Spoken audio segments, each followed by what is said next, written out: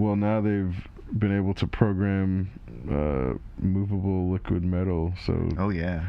if those things can exist, Hopefully they can travel places we can't. absolutely, that's exactly the type of capacity that type of metal would give us, or give something. I think that there's an incredible potential for robotics, and I think that we've been given enough of social anxiety and fear from science fiction for hundreds of years now, that I feel like if we're not ready to do this stuff now, like it that is really more of a reflection of the industries that are pursuing that technology not being, saying like, hey, we're trying to do this, to do these things, and like these things are okay, we want to help people, and because we know what happens when they're not three laws compliant. Mm-hmm. And we know what happens when, because Asimov explored through literature like a lack of three laws compliance or three laws failures, in so many stories. I can't even remember how many stories I've read where the robot somehow violated one of the three laws and no one got hurt. There were a few times a person got hurt, but it's usually because another human was involved. Yeah. Or there was some sort of different line of logic that you had to realize that the robot had taken. Yeah, that the robot's logic was like considering things that, humans just weren't considering. Mm-hmm. It's like, hey, there's a much bigger picture here that we can consider. Because Brain was, near omnipotent at one point in the story arc. Yeah. Well, because I guess part of it is like, okay, I've been thinking a lot about retroactive. How do I say this? If time travel were possible, what does the decision to change history? I mean, obviously, we don't know for sure if time will correct itself to make what that person changes happen anyway.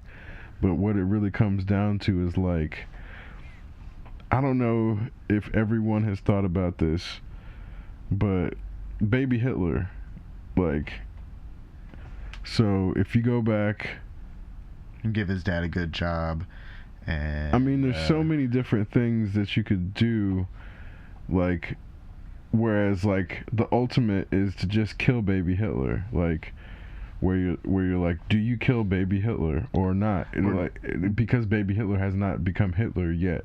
Does the timeline correct itself and just select somebody else to become like Hitler's replacement? Because Mussolini would still probably turn up. I mean, but we don't know, and this is where science fiction writers expounding upon this have made us think that time will correct itself, but we don't know for sure because we haven't had a fucking time travel, obviously. So this is kind of the thing where it is like, maybe if you go back and kill baby Hitler, maybe there is no Hitler, and then there is, or like maybe if you go back and kill fucking John Wilkes Booth, maybe that writes everything. And I think in the sense of, maybe you have to go back far enough that like Nero doesn't burn Rome. I mean, yeah, or maybe there is certain points where you stop, it only works at a. I mean, but this is kind of where you stop. What's his name? Paris from abducting Helen. And starting the Trojan War. You could pick any arbitrary thing that we could retroactively say is like a negative point in history and say change it. But that's where what I'm getting at is like, we've been told that it will right itself. But what if that's not true? Sure. So we go back far enough that like Darius doesn't start his invasion or his persecution of Christians, and as a result, Xerxes doesn't lead a campaign of conquest because he's like a chill dude because his dad was around and wasn't off killing people. And then Christians never feel super oppressed and never lash out and never start the crusades. Yeah, because they learn they live happily ever after with Persians and Islam is allowed to happen on its own, and they all coexist. And then they relearn about Buddhism because they didn't have to forget about Alexander's crap. Mm-hmm. Which is, again, that's what I'm saying. It's like there is a like, why is it so difficult to have the time travel story where somebody goes back and saves the Library of Alexandria, and then they go back to the future of knowledge, and then it's like completely different in a better way and not in a bad way. I don't even know if it's like that dystopian stuff is better or if it's just easier. I think it's just dystopian shit is easier. So someone shows up at the Library of Alexandria with like some fucking flashbang on the end of a pole and lights it and just stands there with a giant scepter that's glowing and says, "Stop!" Literally everyone would have stopped and be like, "Oh my goodness. Oh my goodness, that thing's glowing. Yeah. We gotta stop and do what this guy says." That's all. I feel like that's all it would have taken. I mean, yeah, just some advanced chemistry would have been enough to, or maybe not. Maybe it would require machine guns. I mean, again, this is depending on whose description of the times we're talking about. They go back with lasers, and then they would write about a technology that blinded all men who looked at it. That'd be a great name for a laser. We call it the Medusa. It would just turn you to stone, take away your vision or some shit. Which is why I was saying, like, depending on whose version you're talking about, this stuff already existed. Yep. Like, or Archimedes' death ray, shit like that, where it's like, on paper, in the myth, it doesn't make sense. It's just like, what? Yeah. What? I mean, but that's based on our current technology understanding. Yeah, like our lack thereof. Or lack of understanding of Greek fire, which was this essentially science wants to say that it was some kind of chemical-based thing, propellant, but whenever I read like classic literature, it always seemed like it was a powerful weapon, like a supernatural weapon, mm-hmm. which might as well have been some kind of like extension of Atlantean technology. Because what you're telling me, what you're saying, then that to me, like, I think of things like flying carpets, where I'm like, if you've ever seen as big as they can make carpets, you're telling me the way that hot air balloons couldn't work for a fucking big ass carpet?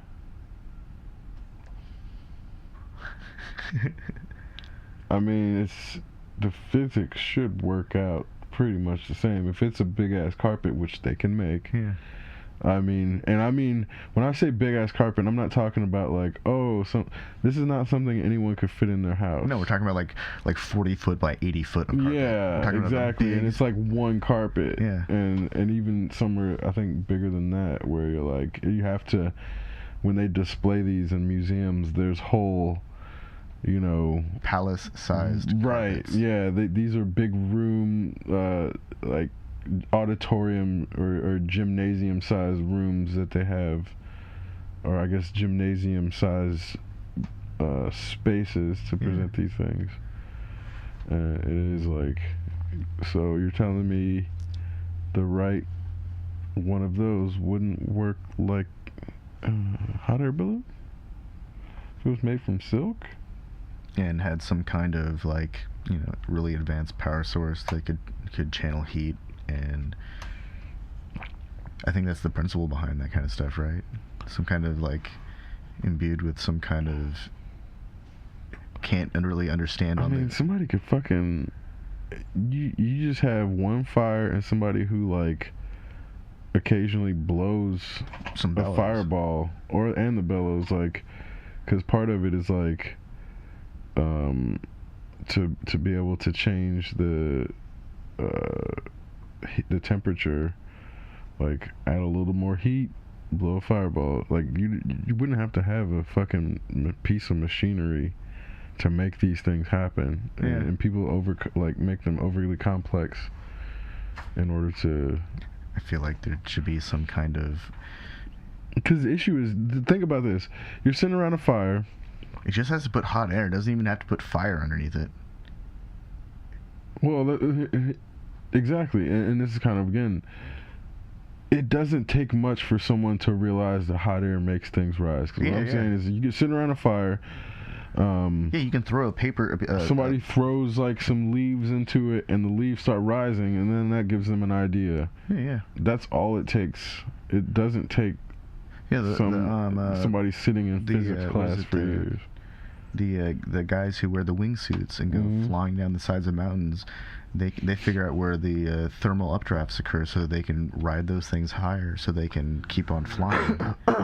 And a lot of I think one of my buddies who does used to do the wingsuit stuff.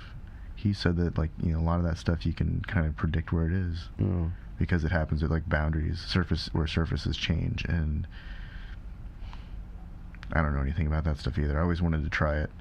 I always thought that'd be like exhilarating, and then I was watching a series of videos, and I saw this dude who hit this rock formation and broke his pelvis and crushed his rib cage, and he lived. I mean, like, he survived, and that's crazy.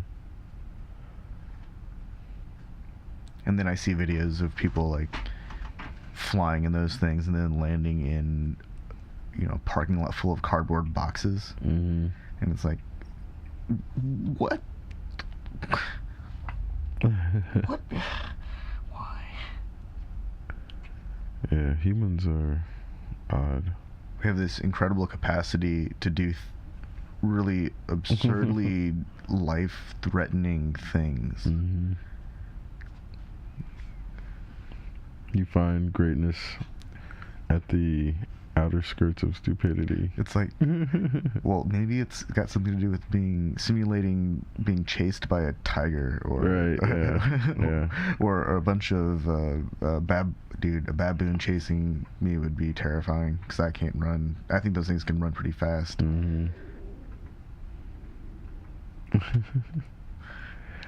Or having to chase your dinner while you're hungry. Oh God, yeah. Instead of just having the drive to fucking McDonald's. That has really dampened. I mean, okay. Thank goodness chickens are not full-size tyrannosaurs anymore.